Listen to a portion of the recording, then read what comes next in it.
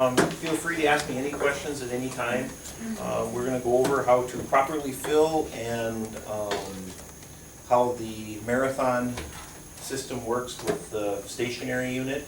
This is what they call a marathon. It is on a pulse dose or a continuous flow. I've been told that you guys use mostly continuous flow and not pulse dose. We're supposed to use pulse. Will most use pulse? We're supposed to use. Oh, you're supposed to use pulse. Yeah. Okay. This machine here is called the stationary. It is hissing right now, if you can kind of hear it. That is normal.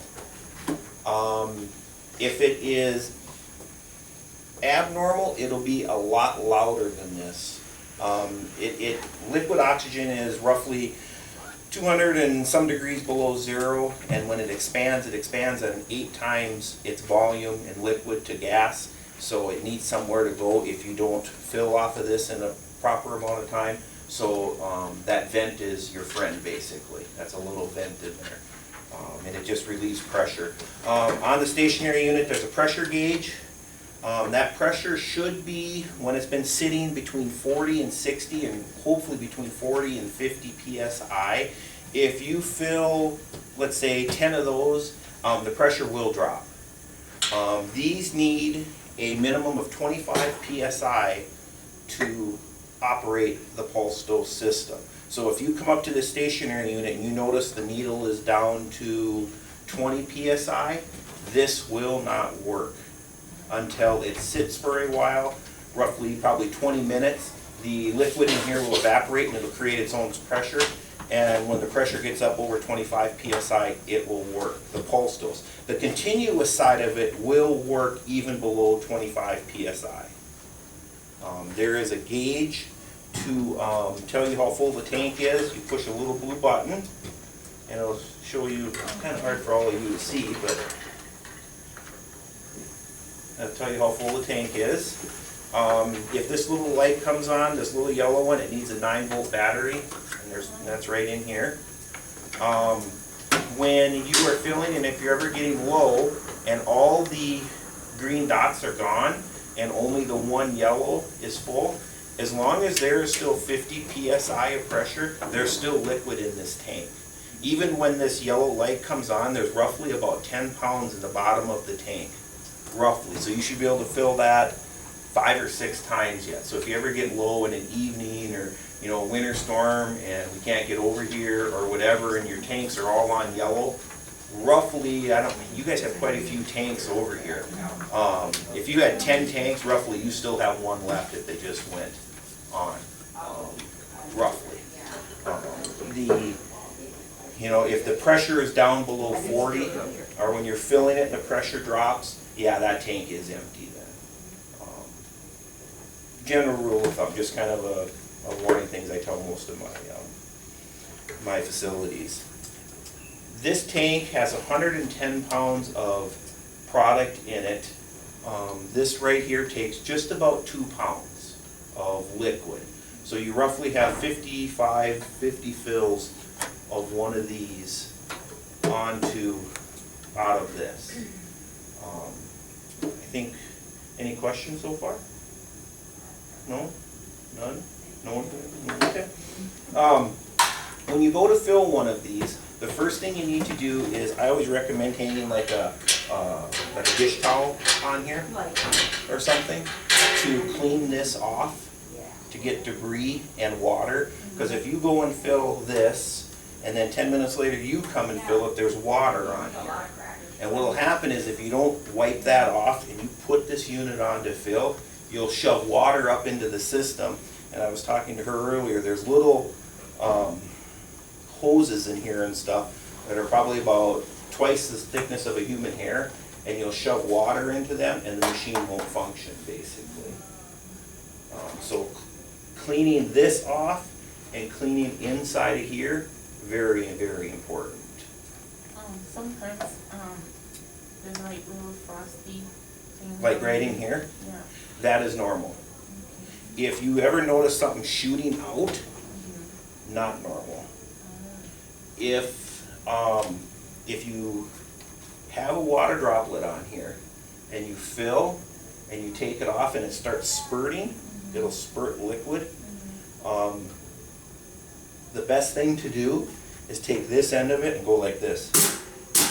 And basically what that does, it'll push the water droplet, the frozen water droplet, out of the spring, and it'll stop it from doing that. You can dump warm water on it too and stuff. I mean, that'll work. If it's really bad, I usually just give them a little tap like that. That's about all you need to do. There's a gauge on the back of this by holding this up. It shows that it's empty now. And we'll fill this tank.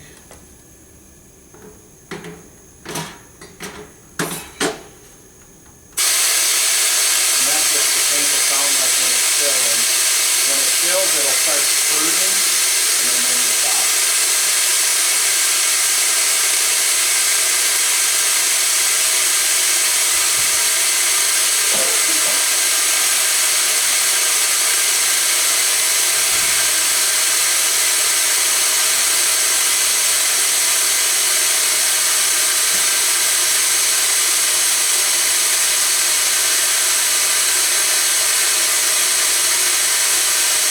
It'll take probably about 30 to 45 seconds to fill this unit.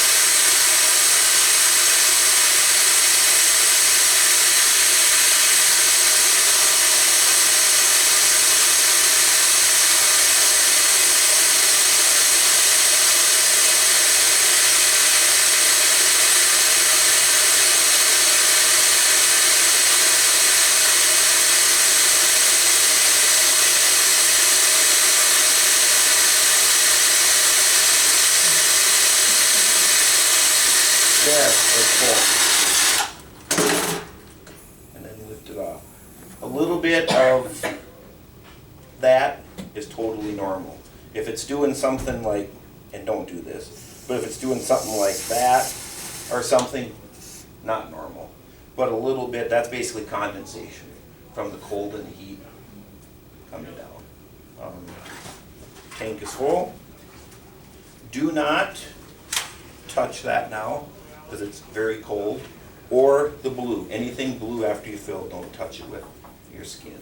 I mean, the Marathon can sit like that, or that way, at any point in between.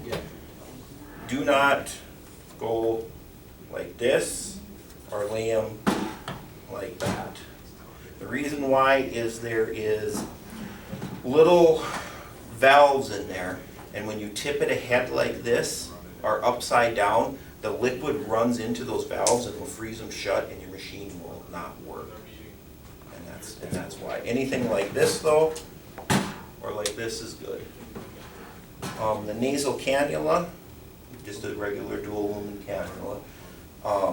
One thing that I fix a lot of, there happens a lot, is when you put those on, do not pull up this way, because you'll bust these little plastic pegs off like that. Pull down and away, and they'll come right off. And on continuous, you should hear a nice hissing like that, and then on pulse, you should hear a usually they'll trigger that way. Like that. You should hear every time they breathe. Any other questions? No. Yeah. This should last somebody on, if they're on continuous, and on 2.5 liters, roughly 6 hours, probably 5 hours, somewhere in there. If they're on pulse dose, it will change dramatically on how active they are. If they're sitting in a wheelchair, not moving, or in a chair like this and they don't move, it'll last a lot longer than somebody who is up walking around all the time. So if you fill it for one person and you say, well, Fred's lasted for 6 hours and he's on the same liter flow as Jill, but Jill, is up walking around, her will probably last about half as long as the other one. Someone Mhm. 3 liters, how long?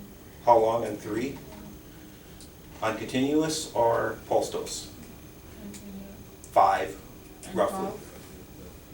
probably 6, 7, depends on how active they are. It's all on how many breaths they do in a minute and how fast they breathe. Do most facilities use continuous or pulse, or is it? Most use pulse. There are exceptions. I was talking to him earlier. I know my facility in Wishick, you know, they have people that are mouth breathers, and they put them on continuous because they won't trigger the unit basically because they're breathing through their mouth. They will get oxygen through their, I forgot what it's called, but up in their nasal cavity or whatever, when just the forcing of it when they are breathing through their mouth. But they won't trigger the pulse dose of it, so it's basically like they're not getting anything. So. I have a resident, when I put her on pulse, she thinks she should be on continuous, and she goes around asking people to change it. Oh. Yeah, I don't doubt that. Yep, self-medication, yeah. This will get frosty. I think this is what you were saying right down in here. This is just frosty from condensation from being hot and cold and filling. This turning white like that is totally normal. It'll evaporate in about 10-15 minutes. It'll be gone, and it'll just be water on top there, and that's why we need to wipe those off all the time. And this in here too also. Any other questions? So if we No? you will, like, once they're will show up.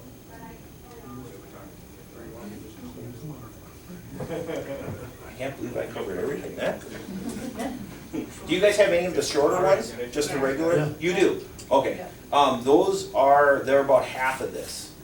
They'll use about 1 pound every fill. About 1 pound on every fill. And then they're only pulse dose, strictly pulse dose.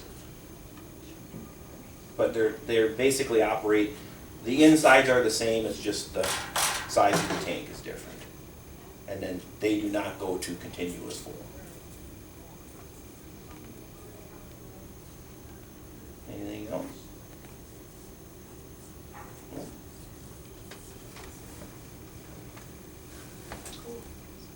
Okay, well, I think that covers it about as good as I can. Clean these off and those off before you fill, and yank. When you take the nasal cannula off, pull them straight away. Those are probably your biggest problems. If you ever are filling this and you notice it's shooting liquid out the sides or something, just have us replace it or get a new one, because what's probably happening, there's a little white O-ring on the inside of this blue right here, and that O-ring has a crack in it. And they just crack from the expansion of hot and cold all the time. They'll eventually crack. So if you're ever filling and you notice it's kind of, you know, shooting out here a little bit, or you notice it's a little different, that O-ring is probably out of it. It doesn't affect the function of the machine. It just is when you're filling it, you'll see it. And then just have us bring you a new one. Or I'm sure you guys got a lot of extras. No? Oh, you must. You guys have quite a few of these here. Yeah, I'm sure you do. So, anything else?